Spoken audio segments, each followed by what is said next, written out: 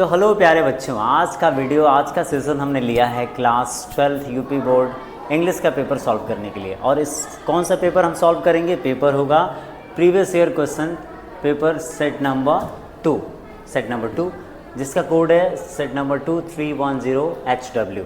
ठीक है, और ये पेपर हमारा सॉल्व कराने का मकसद सिर्फ इतना है कि जब आप एग्ज़ाम में बैठे तो आपको पता हो कि क्वेश्चन पेपर का पैटर्न क्या है, क्वेश्चन पेपर में कैसे क्वेश्चंस आते हैं और मोस्ट इम्पॉर्टेंट क्वेश्चन को कैसे सॉल्व करना है, कैसे हमें अपने आंसर्स को लिखना है, ताकि हम एग्ज़ाम में अच्छा परफॉर्म कर पाएँ और हम एंग्जाइटी से बच पाएँ, जो हमारा एग्ज़ाम में एंग्जाइटी होता है, और उसके बाद से हम अच्छा परफॉर्म करके अच्छे मार्क्स इंश्योर कर पाएँ।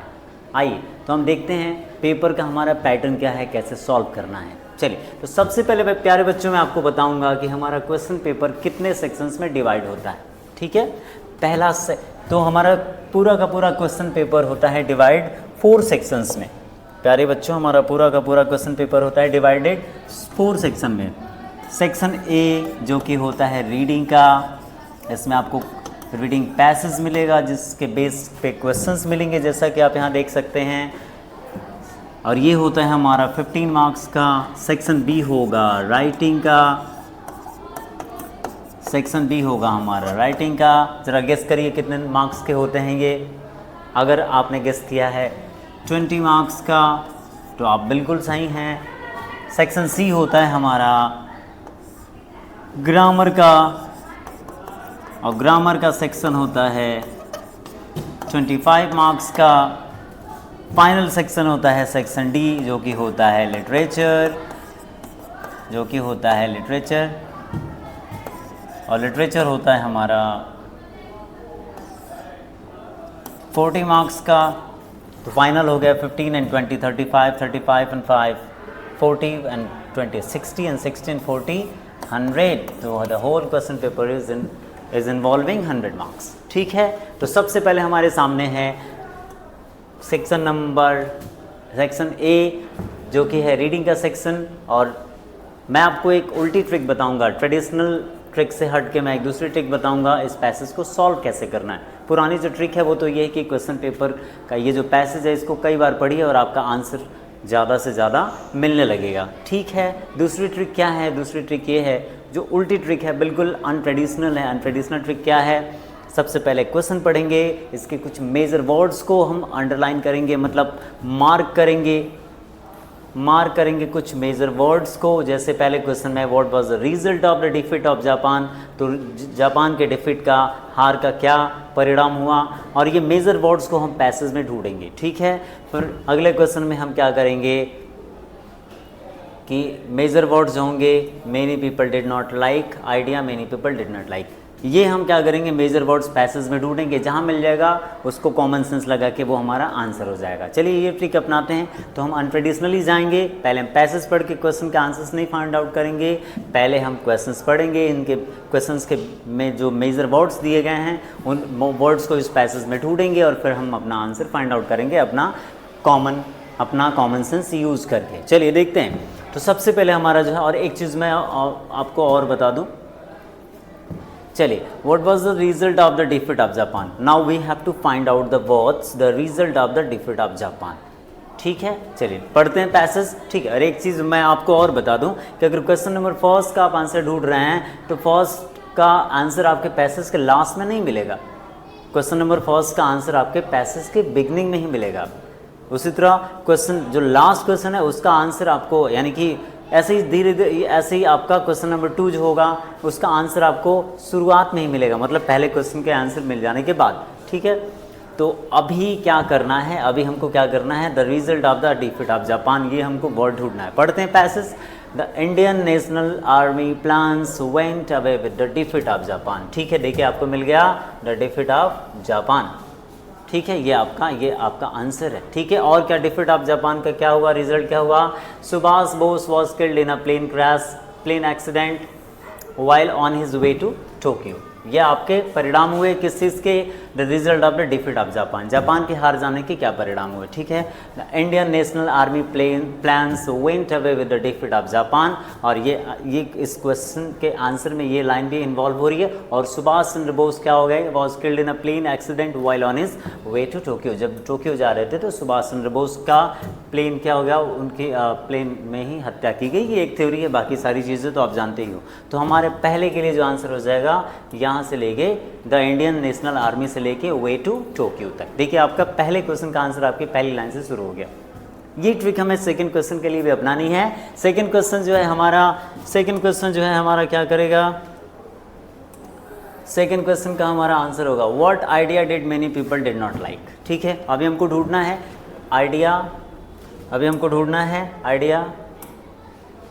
Idea many people did not like. प्यारे बच्चों क्या ढूंढना है हमें, आइडिया और like, not many people not like, ये हमें ढूंढना है, ठीक है। आगे पढ़ते हैं, जो आंसर मिल गया उसमें तो आपका आंसर मिलेगा नहीं। It is true that many leaders did not like the idea of Indian winning freedom with the assistance of a country like Japan and her fascist allies, ठीक है। देखिए यहाँ पे आपको मिल गया did not like the idea of, ये आपका, तो ये किस सेंटेंस में है देखिए, तो यहाँ पे हो गया what idea did many people, तो ये आपका मिल गया many people, यहाँ से आपका देखिए मिल गया many people, ठीक है, मेनी पीपल। यहाँ से आपका आंसर स्टार्ट होगा और ये चला जाएगा with the assistance of a country like Japan and her fascist allies. यहाँ तक आपका आंसर हो गया। क्वेश्चन बी के लिए हमारा आंसर होगा what idea did not many people like, इसका आंसर हो जाएगा यहाँ से many people did not like. देखिए यहाँ पे आपको मेजर वर्ड जो यहाँ पे है मेनी पीपल नॉट लाइक, यहाँ पे मिल गया मेनी पीपल, तो पीपल की जगह लीडर्स हो गया है, तो many leaders did not like the idea of, common sense तो लगाना पड़ेगा, idea of India winning freedom with the assistance of a country like Japan and her fascist allies. ये आपके आंसर बी क्वेश्चन के लिए आपका आंसर हो गया, ठीक है। आगे बढ़ेंगे, now we will move forward, question आगे बढ़ेंगे, इसी तरह सेम पैटर्न हम लेके चलेंगे। क्वेश्चन सी के लिए who set N example of courage and patriotism, इसके लिए आपको क्या ढूंढना पड़ेगा, N example of courage and patriotism, ये आपको ढूंढना पड़ेगा, N example of courage and patriotism. प्यारे बच्चों हमें क्या ढूंढना पड़ेगा, N example of courage and patriotism. चलिए ढूंढते हैं, ठीक है। यहाँ तक तो आंसर हो गया आपका, यहाँ तक हो गया आंसर बी।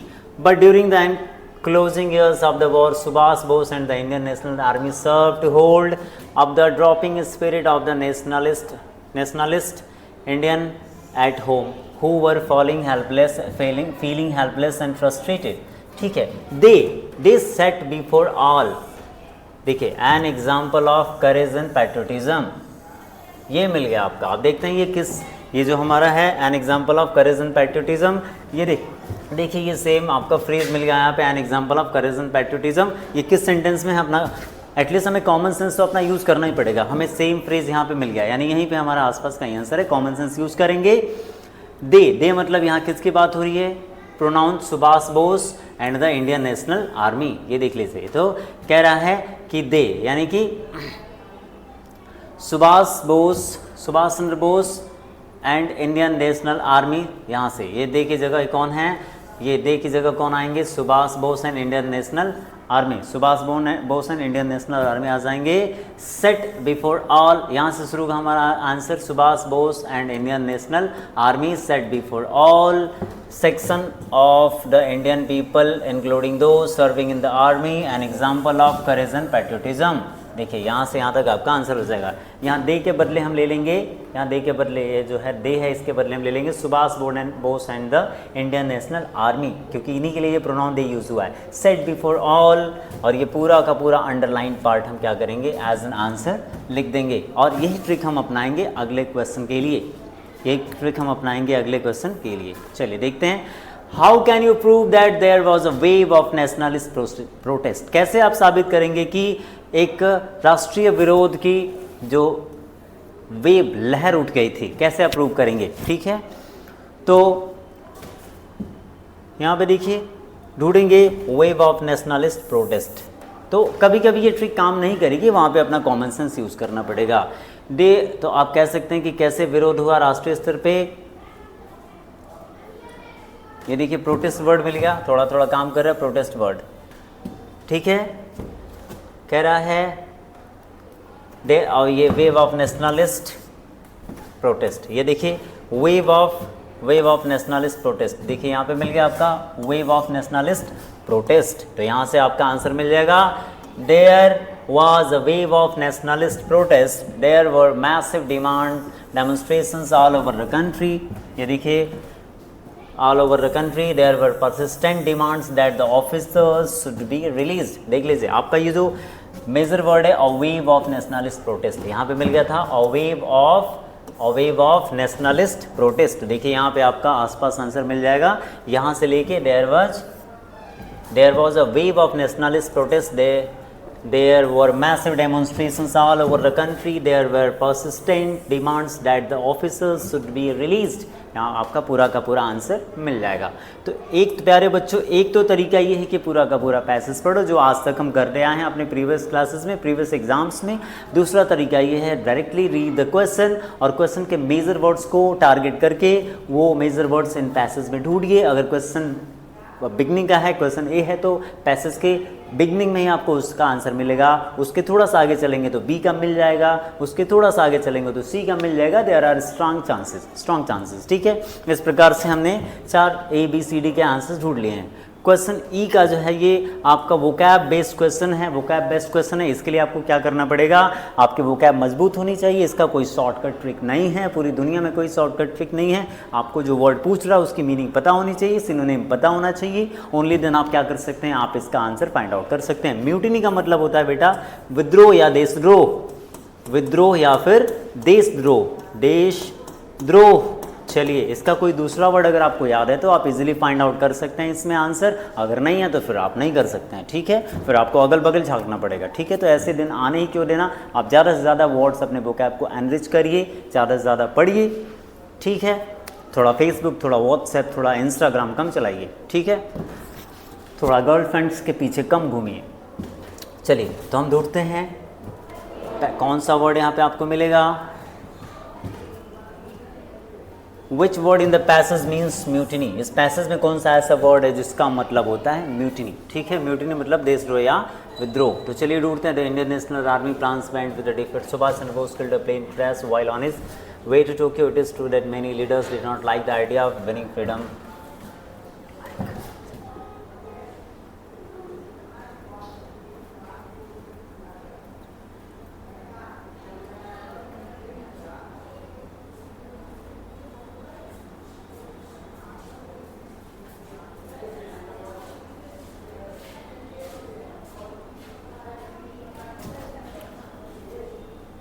तो क्वेश्चन, तो प्यारे दोस्तों हमारा अगला क्वेश्चन है क्वेश्चन ई में 3 क्वेश्चंस दिए गए हैं 1 2 3। तो ई का हम पहला क्वेश्चन देखेंगे म्यूटिनी का विच word in the passage means mutiny. तो म्यूटिनी का हमें क्या करना है, सिनोनिम ढूंढना है। सिनोनिम ढूंढने के लिए आपको क्या करना पड़ेगा, आपके वोकैब मजबूत होनी चाहिए, ठीक है।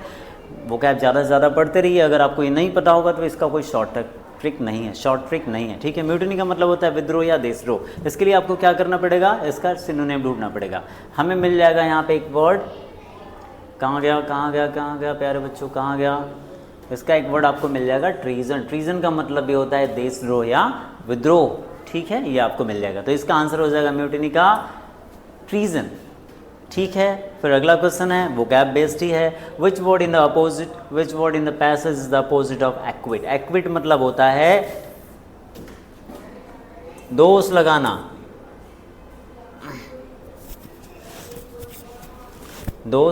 एक्विट का मतलब होता है दोष मुक्त कर देना, दोष मुक्त करना।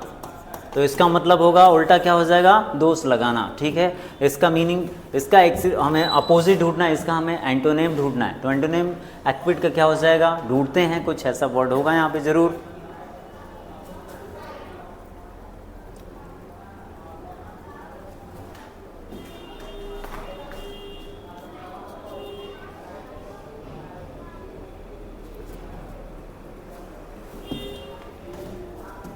इसका वर्ड ढूंढेंगे,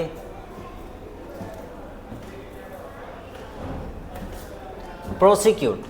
इसका एक वर्ड हो जाएगा प्रोसिक्यूट। प्रोसिक्यूट का मतलब होता है मुकदमा चलाना, मुकदमा चलाना, चलाना, और यहाँ पे है दोष मुक्त कर देना। तो दोष लगेगा तभी तो मुकदमा चलेगा, कोई आप पे किसी कोई आरोप लगेगा तभी तो मुकदमा चलेगा। लेकिन यहाँ पे क्या हो रहा है, मुकदमा चलाया जा रहा है, और यहाँ पे हो रहा है दोष मुक्त कर देना। तो जब मुकदमा हट जाएगा, तो क्या हो जाएगा, तो आप दोष मुक्त हो जाएंगे। तो इसका एंटोनिम क्या हो जाएगा प्यारे बच्चों, प्रोसिक्यूट हो जाएगा। इट्स प्रोसिक्यूट, मुकदमा चलाना, या फिर कहते हैं इसको अभियोग चलाना। क्या कहते हैं, अभियोग चलाना प्यारे बच्चों। तो ऐसे आप अपने वोकैब को मजबूत किया करिए, थोड़ा व्हाट्सएप, थोड़ा फेसबुक, थोड़ा इंस्टाग्राम, ये सब मत चलाया करिए, और बंदियों के पीछे, बंदों के पीछे भागना बंद कर दीजिए, ठीक है। चलिए, खैर ये आपकी पर्सनल लाइफ है, मेरा एज अ टीचर एडवाइस करना मेरा काम है, बाकी मानना ना मानना आपका काम है, ठीक है। चलिए आगे बढ़ते हैं। तीसरा क्वेश्चन हो जाएगा, what is the meaning of the word phrase feeling helpless and frustrated. तो यहाँ फीलिंग हेल्पलेस एंड फ्रस्ट्रेटेड का मीनिंग क्या हो जाएगा, what is the meaning of the phrase feeling helpless and frustrated. तो इसका मीनिंग क्या हो जाएगा, असहाय महसूस करना, असहाय महसूस करना।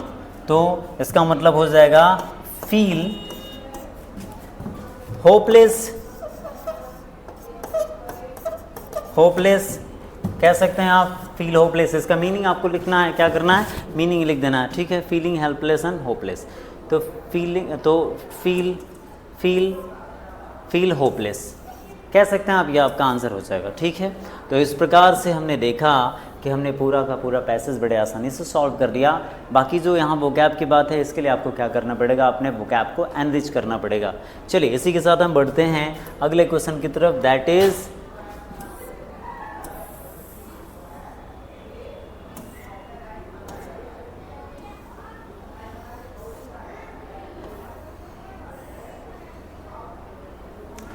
Section B. नाउ हम आ चुके हैं सेक्शन बी पे हम आ चुके हैं, ठीक है प्यारे बच्चों। सेक्शन बी जो है हमने पहले बताया था, सेक्शन बी हमारा जो है राइटिंग का सेक्शन है। तो इसमें आपको क्या मिलेगा, आर्टिकल मिलेगा लिखने के लिए, ठीक है। 3 आर्टिकल्स आए हैं, कोई ना कोई जिस पे आपको ज़्यादा जानकारी है। जिस 3 आर्टिकल्स हैं, means of recreation in the modern time, is India an emerging super power, water conservation. 3 topic हैं, कोई एक टॉपिक जिस पे आपको ज़्यादा जानकारी है, ज़्यादा इन्फॉर्मेशन आपके पास है, उस टॉपिक को आप क्या करेंगे, उस टॉपिक को आप चुनेंगे और उस पर अपना आंसर लिख देंगे, ठीक है। कैसे लिखना होता है, आर्टिकल है तो आपको यहाँ पे टाइटल लिखना होता है, और नीचे आपको जिस विषय पे लिखना है उस विषय पर आप क्या करेंगे, अपने आंसर को लिख देंगे और पैराग्राफ चेंज कर करके लिखेंगे। मैं आपको दिखाता हूँ कैसे लिखना होता है, ठीक है।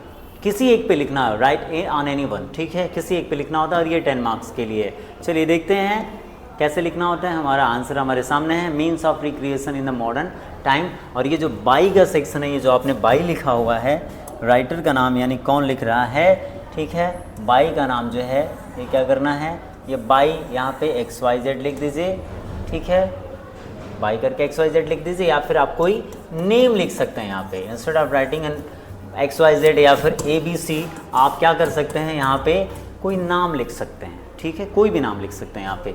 ये हमारा सेंटर में रहेगा, ये हमारा सेंटर में यहाँ पे रहेगा, और ये आपका बाई जो है करके ये नाम लिखना होता है, XYZ या फिर ABC नहीं लिखना होता है, यहाँ पे आप बाई करके नाम लिख सकते हैं और ऐसे आप अपने आर्टिकल को लिख सकते हैं। आर्टिकल का मतलब ऐसे तो नहीं होता है, लेकिन ऐसे जैसे ही लिखना होता है, ठीक है, किसी एक पर लिखना होता है, not on all the topics, ठीक है।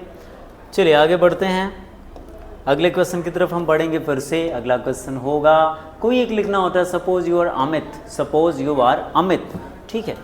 अगर क्वेश्चन में नाम दिया है तो आपको मान लेना है कि आप वही हो, ठीक है। Suppose you are Amit and while playing you used abusive terms to your friend, और आपने खेल में कुछ गाली बक दी, किसको, विकास को। Now write a letter of apology to him assuring that you will never do it again. क्या करना है, अब आपको क्या करना है कि एक माफ़ी पत्र लिखना है और ये अश्योर करना है, उसको विश्वास दिलाना है, वादा करना है माफ़ी मांगते हुए कि आप ये काम दोबारा नहीं करेंगे, यानी अब्यूजिव लैंग्वेज का, अब्यूजिव टर्म्स का यूज़ नहीं करेंगे। ये पर्सनल लेटर है। जो भी लेटर्स अपने फ्रेंड को या फिर अपने रिलेटिव्स को लिखे जाते हैं, वो हमारा क्या होता है, पर्सनल लेटर होता है, या फिर फ्रेंडली लेटर होता है, या फिर कह सकते हैं इनफॉर्मल लेटर, ठीक है।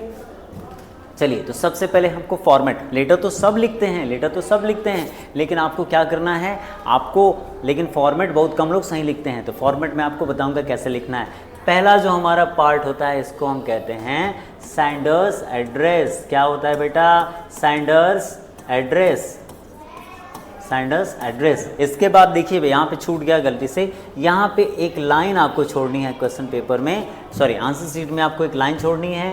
सेंडर्स एड्रेस लिखने के बाद एक लाइन छोड़नी है। उसके बाद क्या करना है प्यारे बच्चों? उसके बाद आपको उस दिन का डेट लिखना है जिस दिन आप एग्ज़ाम दे रहे हो, उस दिन का डेट लिखना है। मान लीजिए उस दिन अगर आपका हो जाएगा कि उस दिन आपका डेट होगा 15 मार्च 2025, जो भी सन होता है वो आपको लिखना होता है। तो यहाँ पे आप लिख देंगे, लेकिन बीच में एक लाइन छूटेगी। एक लाइन क्या होगी बेटे? छूटेगी यहाँ पे, ठीक है। उसके बाद से फिर से एक लाइन यहाँ पे छूटेंगे, एक लाइन क्या हो जाएगी? एक लाइन फिर से छूटेगी और फिर हम कहेंगे डियर विकास, मतलब फिर आपको सैल्यूटेशन, इसको कहते हैं बेटा सैल्यूटेशन, ऐसे SALUTATION सैल्यूटेशन। डियर विकास, डियर फ्रेंड, जो भी लिखना होता है आप उसको लिख सकते हैं, क्योंकि आप फ्रेंड किसको लिख रहे हैं? डियर फ्रेंड, अपने फ्रेंड विकास को लिख रहे हैं, तो आप यहाँ पे लिखेंगे डियर विकास। और उसके बाद से आपको जैसे भी अपना लेटर लिखना होता है, आपके टीचर ने आपको बताया होगा, जैसे भी आपको लेटर लिखना होता है, जो भी आपका लेटर का टॉपिक है उसको आप यहाँ पे लिख देंगे। देख लीजिए मैंने जैसे लिखा है। और फिर नीचे आते हैं, स्ट्रक्चर का ही पार्ट है, योर सिंसियरली, योर्स फेथफुली। आप ये भी लिख सकते हैं, लेकिन आप एक रट लीजिए, आपको ये लिखना है योर सिंसियरली, ठीक है, योर सिंसियरली। और नीचे अपना नाम लिख देना है, XYZ या फिर ABC नहीं लिखना है। अगर कोई नाम नहीं दिया इस क्वेश्चन पेपर में कि आप ये हो, सपोज यू आर अमित, तो अब आप अमित हो गए, तो आप यहाँ पे सिग्नेचर आप अपना करेंगे, ना कि कोई और करेगा। यानी अगर नाम नहीं दिया है तब आप XYZ ABC लिख सकते हैं, अगर नाम दे दिया है तो फिर आप वही नाम लिखेंगे, अपने आप को वही अज्यूम करेंगे, ठीक है। तो आप देख लीजिए, इस प्रकार से हम अपने लेटर्स लिखते हैं। और यहाँ पे स्ट्रक्चर में ये आपका जो एड्रेस पार्ट है, इसके बाद एक लाइन छूटेगा, फिर डेट जो होगा एक लाइन छूटेगा, फिर नीचे एक लाइन छूटेगा, फिर आपका सैल्यूटेशन होगा, फिर यहाँ पे आपका क्लोजिंग होगा, और ये से आपका लेटर फिनिश हो जाएगा, ठीक है। चलिए अब इसके बाद हम आगे बढ़ते हैं, कैसे लेटर लिखना। आप स्ट्रक्चर पे आपको ज़्यादा से ज़्यादा वर्क करना है। Now let us proceed to the next question, that is प्यारे बच्चों क्या है आपका? Write an application. देखिए अभी आपने एक लेटर लिखा, एक एप्लीकेशन भी आता है, दोनों में से कोई एक लिखना होता है। फिर से वही ट्रिक अपनाएंगे हम यहाँ पे। Write an application to the principal of your college requesting him to provide you a library facility as it is not properly manage. आपको करना है कि आपको करना ये है कि अपने प्रिंसिपल को एक लेटर लिखना है और उनसे रिक्वेस्ट करना है, एप्लीकेशन लिखना और रिक्वेस्ट करना है कि आप उनको प्रॉपर लाइब्रेरी फैसिलिटी अवेल कराइए, क्योंकि वहाँ पे चीज़ें प्रॉपरली मैनेज नहीं हो रही हैं, चीज़ें प्रॉपरली मैनेज नहीं हो रही। प्यारे बच्चों आप लेटर को समझ लीजिए। फिर से आपको क्या करना होता है? अब ये ज़माना गया, ये देखिए यहाँ पे टू लिखने का ज़माना गया, जो पुराने लेटर्स के टाइप में लिखा जाता था, टू वगैरह आपको नहीं लिखना है, ठीक है। आपको क्या लिखना है? देखिए यहाँ पे माफ़ कीजिएगा, यहाँ पे टाइपिंग एरर है, ये गलती हो गया है, ठीक है। आपको क्या लिखना होता है? सबसे पहले आपको लिखना होगा द प्रिंसिपल, ठीक है, ये आपका लिखेंगे, टू नहीं लिखना होगा। सबसे पहले आपको क्या लिखना होगा? The principal. अगर आप प्रिंसिपल को लिख रहे हैं तो द प्रिंसिपल, और उसके नीचे जिस स्कूल के प्रिंसिपल को आप लिख रहे हैं, यानी उसको यहाँ पे नीचे लिखेंगे। यानी कैसे लिखेंगे? द प्रिंसिपल, द प्रिंसिपल, यह आपका प्रिंसिपल। और प्रिंसिपल के बाद मतलब ये चीज़ें यहाँ पे आपके लेफ्ट हैंड साइड पे होगा, और उसके नीचे स्कूल का नाम होगा, यहाँ पे स्कूल का नाम होगा, स्कूल नेम। आप कोई भी एक रैंडम स्कूल का नाम लिख देंगे, ठीक है। और स्कूल कहाँ है वो आपका स्कूल का एड्रेस हो जाएगा, ये आपका एड्रेस हो गया। तो क्या करना है, ये आपका जिसको लिख रहे हैं उसको आप लिखेंगे यहाँ पे the principal Dayanand model school, चाहे जो भी आप स्कूल का नाम लिखना चाहते हैं, नीचे स्कूल का एड्रेस होगा, तो the principal school name Kanpur UP, ऐसे आप कुछ भी बना के लिख सकते हैं आप अपना, ठीक है। उसके बाद से एक लाइन छूटेगी, यहाँ पे एक लाइन छूटेगी, और ये होगा आपका सब्जेक्ट। सब्जेक्ट लिखना होता है यहाँ पे, लेटर का सब्जेक्ट क्या है कम शब्दों में लिख देना है। जैसे request for proper management of library facility, आप यहाँ पे देख सकते हैं कि list for proper management of library facilities, ठीक है। उसके बाद फिर से वही सैल्यूटेशन करेंगे, सलाम नमस्ते करना पड़ेगा, रिस्पेक्टेड सर, ठीक है, रिस्पेक्टेड सर। यहाँ पे एक लाइन छूटेगी, यहाँ पे टाइपिंग में थोड़ा एरर है, माफ़ कीजिएगा, नेक्स्ट टाइम से ऐसा नहीं होगा। यहाँ पे एक लाइन बेटा छोड़नी पड़ेगी, एक लाइन छोड़नी पड़ेगी, वन लाइन, यहाँ बीच में सब्जेक्ट के बाद एक लाइन छोड़नी पड़ेगी, फिर होगा रिस्पेक्टेड सर। और यहाँ पे फिर आपका जो भी मैटर है वो आप लिख देंगे यहाँ पे, वो जो भी आपका लेटर ये लेटर है वो आप यहाँ पे लिख देंगे, ठीक है। जब भी पैरा चेंज करना होगा तो पहले क्या करते थे, ये मार्जिन लाइन से थोड़ा सा, मान लो एक पहली लाइन चल रही है यहाँ पे, और उसके बाद पैरा चेंज करने के लिए मार्जिन लाइन से थोड़ा पहले हट जाते थे। अभी क्या करना है आपको, अभी सीधे एक लाइन छोड़ देनी है और नया पैरा लिखना स्टार्ट कर देना ठीक मार्जिन लाइन से, ठीक है। मार्जिन लाइन तो आप अपने एग्जाम में खींचेंगे ही खींचेंगे। अब क्या करना है आपको, अपना लेटर ऐसे, अपना एप्लीकेशन हो चाहे लेटर हो, ऐसे आपको लिख देना है, ठीक है। और लास्ट में ये लाइन ज़रूर लिखनी है अगर ऐसा कुछ टॉपिक मिला है आपको, I hope you will consider my request and take proper action. अगर एप्लीकेशन है तो ये लाइन आप रट मारो और चिपका दो किसी भी एप्लीकेशन में, ठीक है। थोड़ा कॉमन सेंस यूज़ करना पड़ेगा, ठीक है। आप क्या करेंगे, I hope you will consider my request and take proper actions, ठीक है। तो जनरली जब एग्जामिनर जो कॉपी चेक करता है, शुरुआती लाइन और लास्ट की लाइन चेक करता है, अगर वहाँ पे इंप्रेशन जम गया, आपने ठीक ठाक चीज़ें लिखी हैं तो आपको अच्छे मार्क्स मिल जाएंगे। अदरवाइज़ फिर वही जनरल मार्किंग हो जाएगी और वही मार्क्स आपके साथ पूरी लाइफ में रहेगा, ठीक है। तो ये आप लेटर देख सकते हैं, आप स्क्रीनशॉट लेना चाहें तो ले सकते हैं, ठीक है। यह आपका क्लोजिंग लाइन हो जाएगा, थैंक यू लिखना है आपको और योर सिंसियरली, और अगर एप्लीकेशन में नाम दिया हुआ है तो नाम लिखें, अगर नहीं दिया है तो योर सिंसियरली नीचे ABC लिख देना है, XYZ लिखना है, जो भी आप लिखना चाहते हैं वो आप लिख दीजिए। प्यारे बच्चों, तो इस प्रकार से हमारा क्वेश्चन ये भी सॉल्व हो गया, ठीक है। इस प्रकार से हमारा ये भी क्वेश्चन सॉल्व हो गया।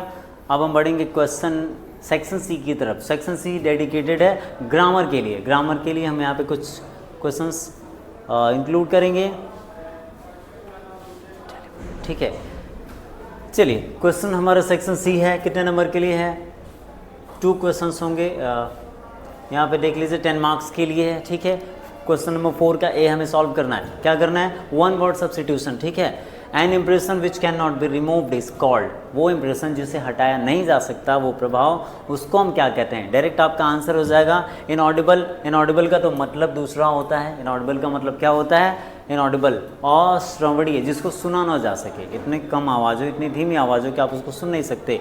इरेटेबल, इरेटेबल का मतलब होता है चिड़चिड़ा। अनसुटेबल, अनसुटेबल का मतलब आप जानते हैं जो सूट ना करता हो। और फिर हो जाएगा इंडेलिबल, ये हमारा, तो ये हमारा आंसर नहीं होगा, हमारा आंसर हो जाएगा 4, ठीक है। जिस प्रभाव को हटाया ना जा सके, दैट इज इंडेलिबल, ठीक है। ऐसे आपका आंसर हो जाएगा। ये तो वोकैब बेस्ड क्वेश्चन है, यहाँ पे जो आ रहा है जो सही हो मैं कर दे रहा हूँ। आपके एग्जाम में ज़रूरी नहीं कि ये सारे क्वेश्चन है, आपको अपने वोकैब पे ज़रा काम करना। अगेन वही सलाह, WhatsApp, Facebook, girlfriend boyfriend, Instagram, इन सब से दूर रहना है, फिर आगे बढ़ना है। Okay, let's move to the next question. B है the phrase and at a snail speed. Snail, अरे बच्चों स्नेल आपने देखा होगा, स्नेल आपने देखा होगा। At a snail speed, snail की गति से। स्नेल कैसे चलता है, धीरे धीरे चलता है। देखिए ऐसा कोई आंसर यहाँ पे मिल रहा है क्या, वेरी इंटेलिजेंट, ये तो कुछ भी नहीं है। फिर है वेरी अलर्ट, ये भी कुछ भी नहीं है। वेरी फास्ट, ये भी कुछ भी नहीं है। यहाँ पे आपका आंसर हो गया वेरी स्लोली, ये भी आपका आंसर हो गया वेरी स्लोली, ठीक है। आगे बढ़ेंगे। रोज कम से कम 2 या 5 वर्ड याद करो, उससे अपनी कॉन्वर्सेशन में ऐसे मौके ढूंढो कि आप अपनी उसको कॉन्वर्सेशन में यूज़ कर पाओ। हालांकि ये थोड़ा प्रैक्टिकली थोड़ा सा इंटरेस्टिंग बनाना पड़ेगा, ऐसे मन नहीं करते, क्योंकि पढ़ने का मन तो सबको करता नहीं है, ठीक है। अब बढ़ेंगे आगे। आगे बढ़ेंगे प्यारे बच्चों, देखेंगे हमारा अगला क्वेश्चन क्या है। अगला क्वेश्चन है the synonym for queer. Queer का मतलब होता है अजीब। क्वियर मीन्स अजीब होता है।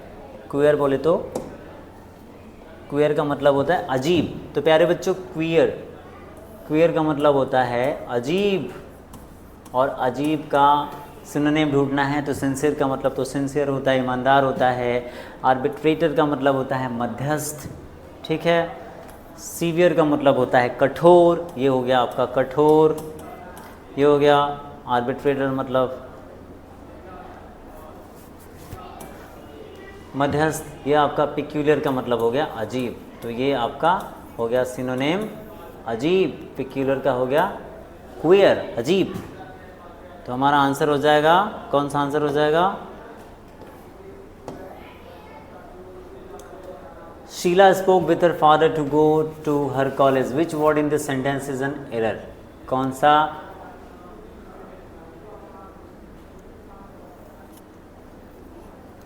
Sheila spoke with her father to go to her college. Which word in the sentence is an error? इस वर्ड में, इस सेंटेंस में कौन सा वर्ड गलत लिखा हुआ है, ठीक है। हम सबको पता है स्पोक के साथ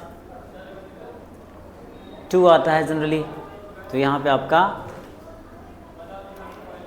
बात करने की तो बात हो नहीं रही, यहाँ पे शीला ने अपने फादर से रिक्वेस्ट किया, तो यहाँ पे स्पोक की बजाय क्या होना चाहिए, यहाँ पे या तो रिक्वेस्ट होना चाहिए, यहाँ पे स्पोक की बजाय क्या होना चाहिए, यहाँ पे स्पोक आपका रॉन्ग है, यहाँ पे स्पोक की बजाय क्या होना चाहिए, या तो आस्क्ड हो जाना चाहिए या तो रिक्वेस्ट हो जाना चाहिए, दोनों का यहाँ पे मतलब सेम होगा, आस्क्ड हो जाना चाहिए या तो रिक्वेस्ट हो जाना चाहिए, और ये आपका सेंटेंस, ये आपका सेंटेंस, तो हमारा जो रॉन्ग पार्ट है वो स्पोक है। ठीक है, आगे बढ़ेंगे। Let us move further. Grammar section का डी, अब आ गया ई, वोकैब एसेंट। एसेंट का मतलब होता है अनुमति, स्वीकृति या फिर अनुमति, स्वीकृति या फिर अनुमति, इसको कहते हैं स्वीकृति। क्या करना है आपको, ascent, the antonym for ascent is, क्या हो जाता है, एंटोनिम का एसेंट हो जाता है डिसेंट। कॉन्सेंट तो अनुमति होता है, एसेंट में अनुमति होता है, डिस्टेंस मतलब दूरी होता है, ये तीनों रॉन्ग है, और आपका एसेंट का हो जाएगा डिसेंट। तो डी के लिए, ई के लिए हमारा आंसर हो जाएगा डिसेंट। ठीक है, अब आगे बढ़ते हैं, आगे बढ़ेंगे, आगे हमारा क्वेश्चन क्या हो जाएगा, चेंज एनीवन। फिर से ग्रामर सेक्शन अभी चल रहा है, सेक्शन सी चल रहा है ग्रामर का। Change any one of the following into direct narration, दोनों में से कोई एक को क्या करना है, डायरेक्ट नरेशन में चेंज करना है। ठीक है, the general said to his soldiers march forward and kill the enemy. तो देखिए हमारा ये, इसको आपने नरेशन पढ़ा होगा, देखिए ये हमारा है, माफ़ कीजिएगा प्यारे बच्चों, ये हो जाएगा हमारा the general said to his soldier. तो क्योंकि हमारा ये इम्पेरेटिव सेंटेंस है, ऑर्डर है, कमांड है, तो यहाँ पे क्या हो जाएगा, देखिए यहाँ पे ऑर्डर्ड कर सकते हैं या फिर कमांडेड कर सकते हैं, कमांडेड कर सकते हैं सोल्जर्स। ठीक है, और जो हमारा इम्पेरेटिव सेंटेंस होता है, अगर उसमें फर्स्ट या थर्ड पर्सन का कोई प्रोनाउन होता है तो उसको अकॉर्डिंगली सब्जेक्ट या ऑब्जेक्ट के अनुसार चेंज कर देते हैं अकॉर्डिंग, और अगर ऐसा नहीं है तो और जो पूरा का पूरा हिस्सा होता है उसको टू से हम क्या कर देते हैं, टू से जोड़ देते हैं, ऐड कर देते हैं, तो हो जाएगा the general ordered his soldiers to march forward and kill the enemy. ये हमारा आंसर हो गया। ठीक है, दूसरा है, कोई एक करना है लेकिन हमने दोनों कर दिया, आप दोनों का देख सकते हैं। ठीक है, ठीक है, आगे बढ़ेंगे, आगे बढ़ेंगे, आगे अगला हमारा जो क्वेश्चन है, अगला क्वेश्चन क्या है, अब next question is you know combine any one of the following as directed. दूसरा भी हमने सॉल्व कर दिया, आप देख सकते हैं, combine any one of the following as directed. Combine करना यानी कि यहाँ पे बात हो रही है बेटा सिंथेसिस की। ठीक है, क्या बात हो रही है, सिंथेसिस, क्या बात हो रही है, सिंथेसिस की बात हो रही है। ठीक है, the patient is very weak, he can not walk up stairs. Patient बहुत कमज़ोर है और वो क्या कर सकता है, ऊपर सीढ़ियों से ऊपर नहीं चढ़ सकता है। तो इसका आपका आंसर जो हो जाएगा क्या बनेगा, ये सिंपल सेंटेंस में बनाना है। सिंपल सेंटेंस में बनाने के कितने सारे तरीके होते हैं, एक पार्टिसिपल का यूज़ करके, एक इन्फिनेटिव का यूज़ करके, एक एडवर्बियल फ्रेज का यूज़ करके, और प्रीपोजिशन का यूज़ करके, या फिर इन्फिनेटिव का यूज़ करके, ये जिरंड का यूज़ करके, या फिर नाउन से पहले जिरंड का यूज़ करके। ठीक है, नाउन या जिरंड से पहले प्रीपोजिशन का यूज़ करके। इतने सारे तरीके आपने अपनी क्लास में पढ़ा होगा, तो हम इसको सॉल्व करेंगे। The patient is very weak, तो यहाँ पे हम क्या करते हैं, अगर आपको याद आ रहा होगा, आपने ठीक से पढ़ा तो आप समझ सकते हैं, वेरी वीक।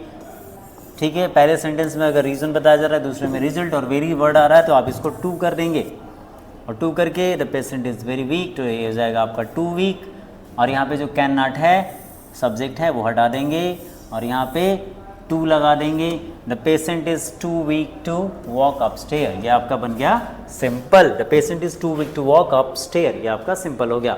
दूसरा है एनीवन ही सॉल्व करना है, हमने दोनों कर दिया है। The patient is too weak to walk up stair, ये देख लीजिए। दूसरा है Sheila did something no one knew that, तो शीला ने कुछ किया और कोई ये जानता नहीं था, तो इसको मैंने सॉल्व कर दिया पहले ही। नो वन न्यू व्हाट शीला, अगर समथिंग आ जाएगा तो आप समझ लीजिए, मैं एक ट्रिक बता रहा हूँ, समथिंग आ जाएगा तो आप समझ लीजिए वो नाउन क्लास ही है, नाउन क्लास है, और something will change into what, और व्हाट से शुरू होने वाला एक आपका क्लास बनेगा। ठीक है, क्लास, सबऑर्डिनेट क्लास बनेगा, तो बन जाएगा no one knew what Sheila did, कोई नहीं जानता था शीला ने क्या किया। ये हमारा सॉल्व हो गया। अब आगे बढ़ेंगे, अभी बारी आती है ट्रांसफॉर्मेशन की। Transform any one of the following sentence as directed. जितने भी सारे सेंटेंसेस दिए गए हैं इनमें से कोई एक को आपको क्या करना है, ट्रांसफॉर्म करना है, और जैसा कहा गया वैसे ट्रांसफॉर्म करना है। देखो ट्रांसफॉर्म करने का मतलब सेंटेंस के फॉर्म को चेंज कर देना, लेकिन हाँ ये ध्यान रखना है कि उसकी मीनिंग ना चेंज होने पाए, ठीक है। तो ये क्या होगा, मीनिंग नहीं चेंज होनी चाहिए, ठीक है। जैसे लिखा है कि जैसे मान लीजिए कैसे करना है, आपने स्कूल में खैर अपने क्लास में पढ़ा होगा, आपने आपके रिस्पेक्टेड टीचर ने पढ़ाया होगा। आप देख लीजिए यहाँ पे मैं आपको बता रहा हूँ, आप देख लीजिए ये जैसे मान लीजिए Ram is fat, Ram is fat, Ram is fat. आप इसको कह रहा है कि अगर ये कह रहा है कि नेगेटिव में चेंज करो, तो नेगेटिव में चेंज करने के लिए आपको ऐसा कुछ चेंज करना पड़ेगा कि इसकी मीनिंग ना चेंज हो। तो इसको कैसे चेंज कर सकते हैं, अलग अलग तरीके हैं, बट यहाँ पे क्या होगा कि वर्ड का अपोजिट लिख देते हैं नेगेटिव के साथ। राम इज नॉट फैट का एंटोनिम होगा स्लिम, SLIM। देखिए राम मोटा है यानी राम स्लिम नहीं है, राम पतला नहीं है, पतला नहीं है मतलब वो मोटा है। तो देखिए आपका ये सेंटेंस हो गया। तो ऐसे ही कुछ करना होता है ट्रांसफॉर्मेशन में, ठीक है। ट्रांसफॉर्मेशन में ऐसे ही कुछ करना होता है। देखिए यहाँ पे कह रहे don't tell him the secret of your family, ठीक है। इसका आंसर क्या हो जाएगा, don't tell him the secret of his family. Answer क्या हो जाएगा, कोई एक करना, any one of the following sentence has directed. तो ठीक है, यहाँ पे इसको आपको क्या करना है, पैसिव वॉइस में चेंज करना है। तो पैसिव वॉइस में अगर इम्पेरेटिव सेंटेंस को पैसिव में चेंज करना होता है तो उसको हम लेट से स्टार्ट करते हैं। तो लेट सब्जेक्ट जो है ऑब्जेक्ट बन जाता है, let him not be told the secret of your family, ये आपका पैसिव वॉइस हो गया। Let plus object plus be और निगेटिव, तो यहाँ पे नॉट, वर्ब बी से पहले नॉट लग जाएगा लेकिन निगेटिव नहीं है तो नॉट नहीं लगेगा, प्लस V3 वर्ब की थर्ड फॉर्म आती है, और ऐसे आपका पैसिव बनता है। तो let object not be verb की थर्ड फॉर्म, फिर आपका सीक्रेट ऑफ योर फैमिली, तो ये आपका पैसिव वॉइस बन गया, ठीक है। आगे no one in the city is so rich as he, तो he is richest man in the city, ये आपका डिग्री चेंज करने वाले फॉर्म से आता है, ठीक है। ये चीज़ आप समझ सकते हैं। Correct any one of the following sentences, किसी एक सेंटेंस को करेक्ट करना है, ठीक है। देख लीजिए जेंट्री, जेंट्री का मतलब होता है the group of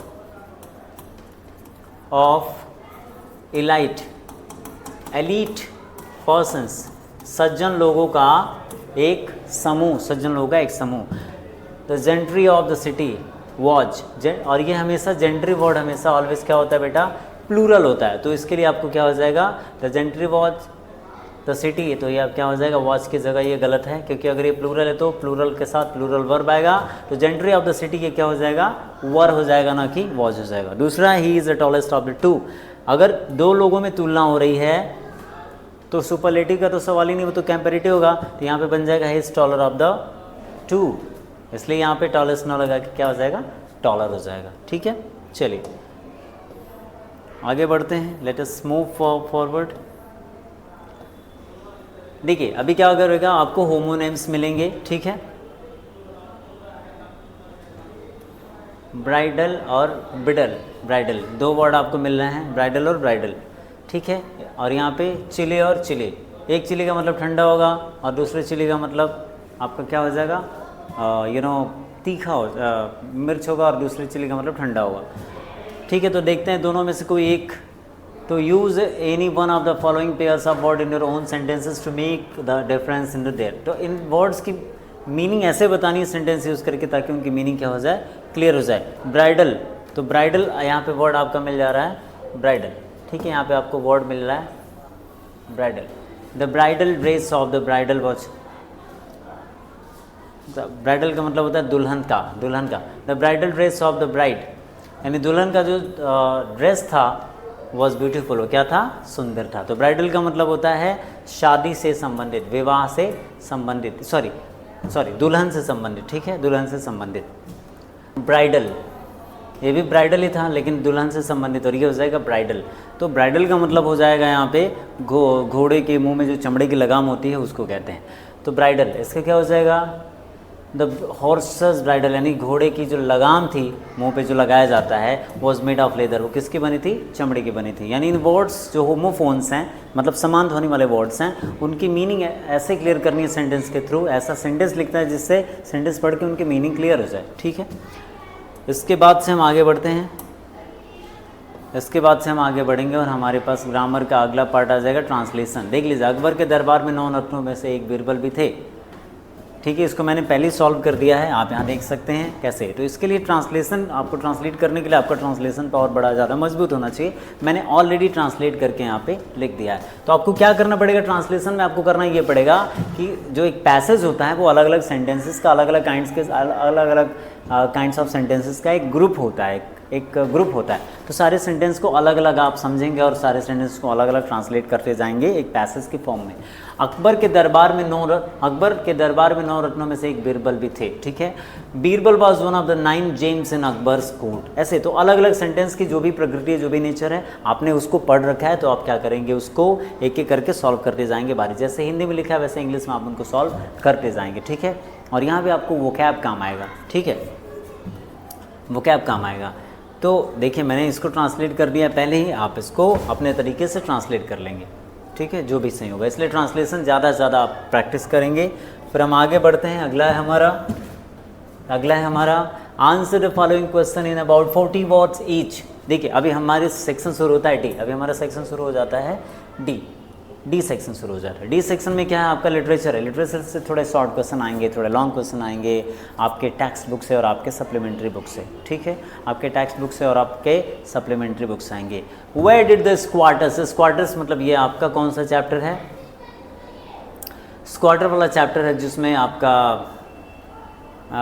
lost spring वाला चैप्टर है, लॉस्ट स्प्रिंग वाला chapter. Where did the squatter living in the periphery of Delhi come from. तो पेरिफेरी यानी दिल्ली के आउटर रिंग पे जो रहने वाले स्क्वाटर्स थे, अवैध निवासी थे, वो कहाँ रह रहे थे। तो सीधा सही का आंसर है सीमापुरी, ठीक है। तो यहाँ पे मैंने देखिए उसका आंसर लिख दिया हुआ है, ठीक है। The squatters living on the outskirt of Delhi came from villages of Bangladesh. Sorry इसको कट कर दीजिएगा। क्वेश्चन है where did the squatters living in the periphery of Delhi came from. तो दिल्ली के जो पेरीफेरी में, दिल्ली के आउटर रिंग पे जो रहने वाले, किनारे रहने वाले जो स्क्वाटर्स थे, वो कहाँ से आए थे। तो सीधी सी बात है, बांग्लादेश से आए थे। तो इसका आंसर देखिए हमने लिख दिया है, ठीक है। The squatters living on the outskirt of Delhi came from villages in Bangladesh. They left their homes. तो ये आपका आंसर हो जाएगा, ये आपका आंसर हो जाएगा, ठीक है, ये आपका आंसर हो जाएगा। आगे बढ़ते हैं। और आपका देखिए 40 वर्ड्स का है, तो 40 वर्ड्स में लिखना है, 5 वर्ड ऊपर या नीचे हो सकता है, लेकिन अब 10 वर्ड 20 वर्ड ज़्यादा नहीं लिखना है, ठीक है। आगे बढ़ेंगे। अगला हमारा जो वर्ड लिमिट बताया उतना ही लिखना होता है। देखिए अब देखिए क्वेश्चन, इसमें से देखिए कोई एक ही क्वेश्चन करना होगा। Answer the following questions in about 40 words, तो कोई एक ही करना है, लेकिन यहाँ पे देखिए और करके लिखा हुआ है, तो इसका भी आप मतलब एक ही लिखना होता है, ठीक है, एक ही लिखना होता है। What did Jansie see when she reached Sophie's street. Sophie के जब स्ट्रीट में झांसी पहुँची तो उसने क्या कहा, ठीक है, ये आपका चैप्टर है, ठीक है, देख सकते हैं आप यहाँ पे। उसका आंसर है यहाँ पे लिख दिया मैंने, ठीक है। तो हमें इन शॉर्ट क्वेश्चन का या फिर लॉन्ग क्वेश्चन का आंसर लिखते टाइम ये ध्यान रखना है कि जो वर्ड लिमिट बताई गई उतने में ही आप लिखें। ज़्यादा लिखेंगे ज़्यादा ग्रामेटिकल एरर होने के चांसेस है, और जैसे ही एरर 2-3 मिल जाएगा आपका मार्क्स कट जाएगा। तो बेहतर है कम शब्दों में लिखें, और आप जितना कहा गया है उतना ही, उस लिमिट को क्रॉस ना करें। थोड़ा बहुत ऊपर नीचे चलता है, बट नॉट बहुत ज़्यादा ऊपर नीचे।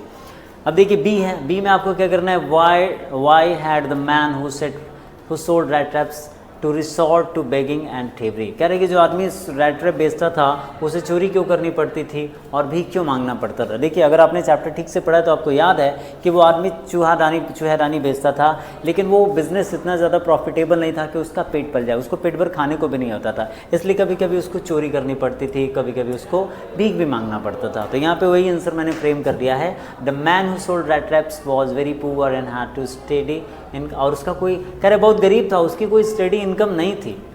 ही वॉज वेरी पुअर प्यारे बच्चों, और उसकी कोई स्टडी इनकम नहीं थी। और वही चीज़ मैंने यहाँ पे क्या कर दिया, मैंने लिख दिया, आप देख सकते हैं यहाँ पे। आप इसका स्क्रीनशॉट लेना चाहें तो ले सकते हैं। वैसे आप जेनजी वाली पीढ़ी हैं तो आपके पास बहुत सारे सोर्सेज हैं इनके आंसर्स पाने के लिए, बट अगर आप इसका स्क्रीनशॉट लेना चाहते हैं तो ले सकते हैं, ठीक है। चलिए आगे बढ़ते हैं। लेट अस मूव बी का आंसर। इसका भी और करके क्वेश्चन आएगा, आप इसका आंसर देख सकते हैं। देखो क्वेश्चन को समझना ज़्यादा जरूरी है। कभी कभी क्या होता है, sometimes it happens that we do not understand the question and we just start writing the answers like anything. ऐसा नहीं करना है। आपको क्या करना है, सबसे पहले क्वेश्चन को समझना है, फिर उसका आंसर देना है। चलिए तो क्वेश्चन देखते हैं हम यहाँ पे। What complaint did Rajkumar Shukla file when he came to the Congress session, Congress session में जब गांधी जी के पास वो गया तो उसने क्या कंप्लेन की, तो उसने कंप्लेन किया कि जो लैंडलॉर्ड्स हैं हमारे, ज़मींदारी प्रथा तो चल रही है बिहार में, वो अंग्रेज जो है, जो लैंडलॉर्ड्स हैं, जो अंग्रेजी है जनरली, वो क्या कर रही हैं कि उन्होंने हमें नील की खेती करने के लिए दिया, फोर्सिबली डरा धमका के नील की खेती कराते हैं और रेंट के रूप में उसको पूरा हम क्या करते हैं, वो हमसे ले भी लेते हैं, इट इज़ वेरी पेनफुल। तो ये कंप्लेन उन्होंने गांधी जी से किया। आप देख सकते हैं Rajkumar Shukla complained about the misery of indigo farmers, जो इंडिगो फार्मर्स थे, जो इंडिगो फार्मर्स थे, उनकी मिजरी क्या थी, उनकी प्रॉब्लम क्या थी, उसकी कंप्लेन उन्होंने बताया, जो भी बात मैंने बताई। तो आप देख सकते हैं आप इसका आंसर, ठीक है। आगे बढ़ते हैं, आंसर मैं पढ़ के नहीं बता रहा हूँ, ये तो आप खुद से देख सकते हैं। आंसर अभी देखिए, अभी आपको लॉन्ग क्वेश्चन का आंसर करना है। Answer any one of the following in about 80 words. अभी देखो 80 वर्ड है तो 80 का 90 हो सकता है, 75 हो सकता है, बट आप अगर इसको 200 वर्ड्स में लिख दें, 150 वर्ड्स में लिख दें, ये बिल्कुल गलत हो जाएगा, ठीक है। और ज़्यादा से ज़्यादा आप एग्जामिनर को मौका दे रहे हैं कि आप ज़्यादा से ज़्यादा ग्रामेटिकल एरर ढूंढने में उसकी मदद करें और अपना मार्क्स कटवा लें। तो ये नहीं करना, जितना वर्ड लिमिट को क्रॉस नहीं करना। और एक चीज़ और, बड़े सुंदर अक्षरों में लिखना है, क्योंकि जब आप सुंदर लिखते हैं तो उसका डायरेक्ट आपको डायरेक्टली कोई मार्क्स तो नहीं मिलता है, लेकिन वो एग्जामिनर के दिमाग पे एक अच्छा असर डालता है और आपका मार्क्स ज़रूर प्रभावित होता है, ठीक है। अगर आंसर में थोड़ी भी काम की बात है तो आपको आंसर, उसका आंसर बढ़ के ही मिलेगा, उसका जो मार्क है बढ़ के ही मिलेगा, ठीक है। तो देखते हैं कि why did Caroline Kipling's, Rudyard Kipling की वाइफ हैं, वो इंटरव्यू वाला चैप्टर है, रिफ्यूज टू बी इंटरव्यूड। तो आप इसका आंसर देख सकते हैं, ठीक है। उनको लगता था कि ये किसी की पर्सनल लाइफ में, उनके हस्बैंड को ये नहीं पसंद था और इंटरव्यू उनको भी नहीं पसंद था। उनको लगता था कि इंटरव्यू जो होता है अपनी पर्सनल लाइफ में किसी को दखल देना होता है, तो उनको ये पसंद नहीं था। तो ये देखिए, आप मैंने आंसर फ्रेम कर दिया है। जो वर्ड लिमिट है, ये आंसर मैंने सिर्फ इसलिए लिखा है कि ताकि आप इसके वर्ड लिमिट को समझ पाएँ, ठीक है, कैसे आपके आंसर्स आपके फ्रेम होंगे, ठीक है। आगे बढ़ेंगे, एनीवन करना था तो ये आपका देखिए, एनीवन करना था, ये और करके एनीवन करना है तो आपका ए और बी दिया, कोई एक करना है, मैंने दोनों कर दिया, ठीक है, दोनों कर दिया, आप समझ सकते हैं।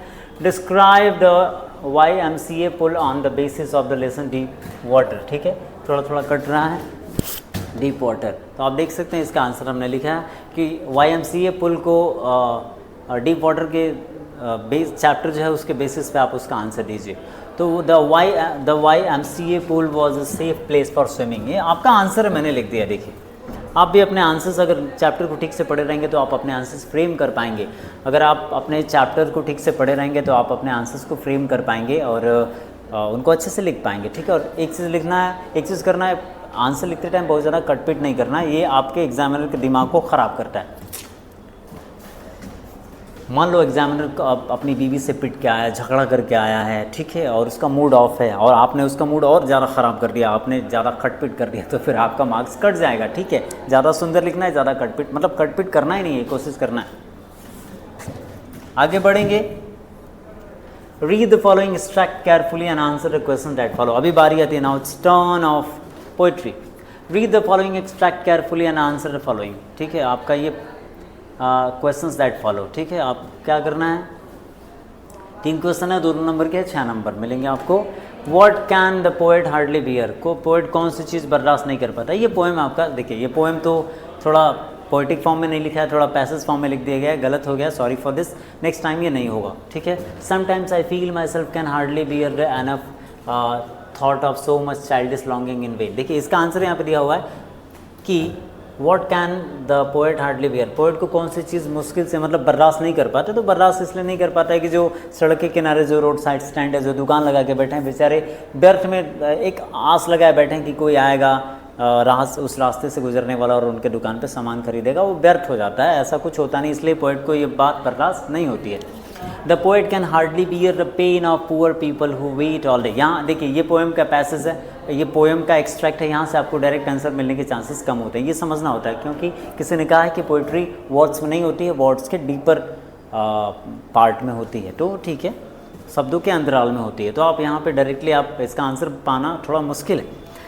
तो the poet can hardly bear the pain of the poor people who wait all day hoping for customers. करे कि दिन भर बेचारे इस आशा में बैठे रहते कि रोड साइड स्टैंड पे कोई आएगा, लेकिन उनकी विशेस कभी फुलफिल नहीं होती है, but their wishes remain unfulfilled देखिए बी है इसका, where does the sadness lurk, sadness कहाँ पे छुप के देखती रहती है, the sadness lurks near the open window of the road side stand, जो दुकान का जो ओपन विंडो है वहाँ पे सैडनेस जो है बैठी रहती है, मतलब दुकानदार साइड होके बैठा रहता है। Where the poor people wait hopefully but in vain, जहाँ पर गरीब लोग इंतजार करते हैं लेकिन बट इन वेन, व्यर्थ में इंतजार करते हैं। तीसरा है write down the name of the poem and the poet of the above line. देखिए एक दिन आप क्या करिए, एक दिन बैठिए, सारे आपके बुक का इंडेक्स निकालिए, आप अपने बुक का इंडेक्स निकालिए और वहाँ पे पोएम का जो पोएट हैं उनका नाम एक दिन लर्न कर लीजिए, आपस में डिस्कस कर लीजिए, ठीक है। बाकी सारे व्हाट्सएप, इंस्टाग्राम और लेटेस्ट वीडियो की डिस्कशन करने के बजाय आप क्या करिए, एक दिन एक क्लास में आप अपने पोएम और पोएट्स की बातें डिस्कस कर लीजिए। ऐसे डिस्कस करने से जल्दी लर्न हो जाता है, ये सबको पता है, बट आप करें तो ठीक है। The poem is the road side stand and the poet is Robert frost, ठीक है।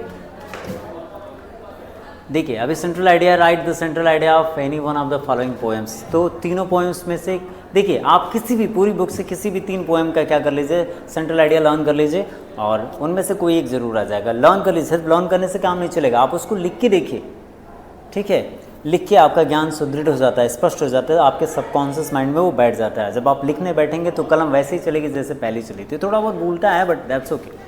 तो देखिए तीनों में से मैंने यहाँ पे सेंट्रल आइडिया लिख दिया है, किसका, द यहाँ पे थिंग ऑफ ब्यूटी का मैंने लिख दिया हुआ है। देखिए देख लीजिए यहाँ पे थिंग ऑफ ब्यूटी का मैंने लिखा हुआ है, the central idea of the poem thing of beauty. देखिए जॉन कीट्स ने इसको लिखा है, which who was sensuous who had poems on beauty.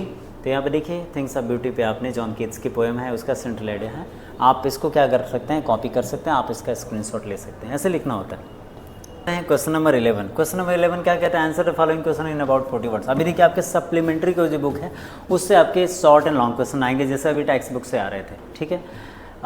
Whose picture was there on the stamp of envelope that came to Charlie's grandmother. ये आपका 3rd level वाला grand dad. तो किसकी पिक्चर थी, देखिए यहाँ पे इसका आंसर है कि किसकी पिक्चर थी उस स्टैम्प पे, स्टैम्प एनवेलप पे जो चार्ली के दादाजी के पास आई थी, ठीक है। इसका आंसर है, देखिए the picture of the stamp, the picture on the stamp and वो ticket of the envelope that came to Charlie's grand dad was President Garfield. The stamp belonged to the year 1894, which proved that the letter was from the past. ये दिखाता था कि letter का था 1894 से आया था, ठीक है। जिससे ये पता चलता था कि ये पास्ट से आया था, भूतकाल से आया था। और चार्ली को ये विश्वास दिला गया कि कहीं ना कहीं 3rd लेवल एग्जिस्ट करता है, ठीक है। ये आपका क्वेश्चन है। अगला, अब ये आपका कोई एक ही करना है, बट यहाँ पे देखिए दोनों और करके है, तो आप और वाला कर सकते, मतलब क्या करना ज़रूरी है। When did the anxiety of the Maharaja reach the fever pitch? कह रहे कि महाराजा जो 99 टाइगर्स मार चुके थे और 100 टाइगर की तलाश में जंगल में थे, तो कब उनकी जो एंग्जाइटी थी वो बहुत हाई लेवल पे पहुंच गई, फीवर पिच पे पहुंच गई। तो कह रहा है the maharaja's anxiety reach the fever pitch कब, जब जिन्होंने 99 टाइगर्स किल कर दिए but could not find the 100th tiger, लेकिन 100 टाइगर उनको मिल नहीं रहा था। ही वॉज डेस्परेट, मतलब आप ऐसे समझ लीजिए कि जब 100 टाइगर 99 टाइगर्स मार चुके थे, 100 टाइगर नहीं मिल रहा था, तो क्या हुआ, he was desperate to fulfil the prophecy that, तो उनको ये गुस्सा आ गया और वो बहुत बेचैन थे कि जो ज्योतिषी ने कहा था कि 100वां टाइगर आपको मारेगा, उसकी इस प्रोफेसी को वो झूठा साबित करना चाहते थे, इसलिए भी वो ज़्यादा आतुर थे कि 100 टाइगर को मारे और ज्योतिषी की बात को झूठा साबित करें। तो that he must kill 100 tiger to escape death, और मृत्यु से इस प्रकार से बचना चाहते थे और ज्योतिषी की बात को झूठा साबित करना चाहते थे। बी है, देखिए बी है इसका, when was the landmass free to separate into countries, ठीक है।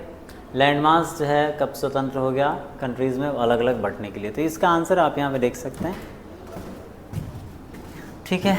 अंटार्कटिका वाले चैप्टर से है ये। आगे बढ़ेंगे, क्वेश्चन है what was the terrible warning, कोई मतलब चाहे वो कर लो चाहे ये कर लो, कोई एक। What was the terrible warning given to the author Zitkala कलासा बाय हर फ्रेंड जुडविन, तो ये आप इसका आंसर है, ठीक है। देख सकते हैं जितने वर्ड में कहा है उतने वर्ड में लिखना है, थोड़ा सा ऊपर नीचे होगा। आगे बढ़ेंगे, क्वेश्चन नंबर 12 अगेन हमारे सप्लीमेंट्री से जो लॉन्ग क्वेश्चन है उसका आंसर आएंगे। आंसर एनी वन ही करना है। कितने वर्ड में? 180 वर्ड में करना है। How can you say that doctor Sadao's father was serious about his son study? आपको क्यों लगता है एनिमी वाला चैप्टर पढ़ के कि डॉक्टर सदाओ अपने बच्चे के स्टडी को लेके बहुत ज़्यादा सीरियस थे? देखिए आंसर पढ़ेंगे तो आपको पता चल जाएगा। पहली चीज़ ये है कि डॉक्टर सदाओ ने अपने बच्चे की पढ़ाई पे बहुत ध्यान दिया। उसको एक अच्छा डॉक्टर, एक अच्छा सर्जन बनाना चाहते थे। ठीक है, पढ़ते एक बार आंसर पढ़ते हैं, आपका आंसर तैयार भी हो जाएगा। Doctor Sadao's father was very serious about his son study, बहुत ज़्यादा सीरियस थे। और वही पूछ रहा है कैसे पता चलता है? How can you say that? He wanted Sadao to become a skilled doctor, वो चाहते थे कि डॉक्टर एक कुशल डॉक्टर बने एंड सदाओ एक कुशल डॉक्टर बने एंड सर्व जापान, जापान की सेवा करे। ही वॉज अ पैट्रियोट, वो देशभक्त थे और एक पायस देशभक्त थे। He sent him to America, die hard देशभक्त थे। He sent him to America to study medicine, दवाओं के बारे में पढ़ने के लिए भेजा, सर्जरी के बारे में पढ़ने के लिए भेजा। Even though he dislike foreigners, वो उनके विदेशी नापसंद भी थे। He ensured that Sadao had the best education, उन्होंने ये बात सुनिश्चित किया कि उनको उत्तम से उत्तम शिक्षा मिले एंड स्ट्रिक्ट डिसिप्लिन, और उनको स्ट्रिक्ट डिसिप्लिन मिले। He did not let Sadao marry any one except a Japanese girl, America में जाके जब उनको हाना से प्रेम हुआ तो उन्होंने ये कंफर्म किया कि हाना भी जापान से है, उनके अपने नेटिव कंट्री से है। ठीक है, और सदाओ चाहते थे, डॉक्टर सदाओ चाहते तो प्रेम होने के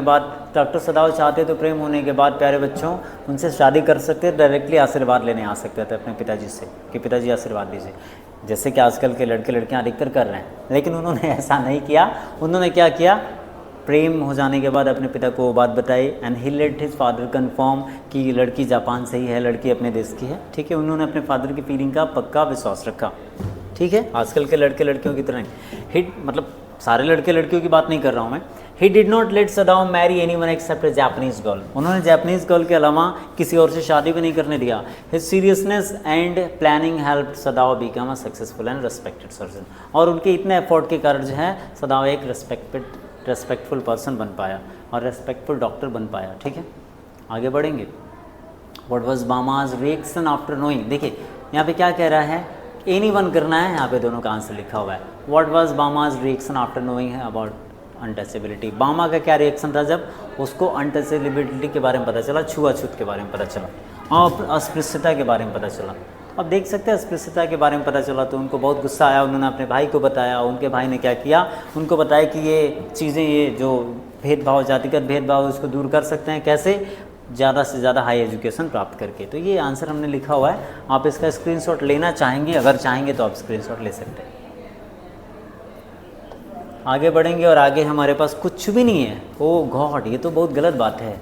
अभी मैं इतना आई जस्ट होप कि आपको ये पूरा का पूरा सेशन पसंद आएगा और आई जस्ट होप कि आपको इससे काफ़ी ज़्यादा लाभ मिलेगा। बाकी के जो भी सेट्स हैं प्रीवियस ईयर के, मैं एक एक करके आपके पास लाता रहूँगा और हर बार जब आप उसको देखेंगे, उस पर अमल करेंगे तो आपके आंसर्स ज़्यादा आएंगे, आपके मार्क्स ज़्यादा आएंगे। अभी के लिए इतना ही। Thank you and good bye.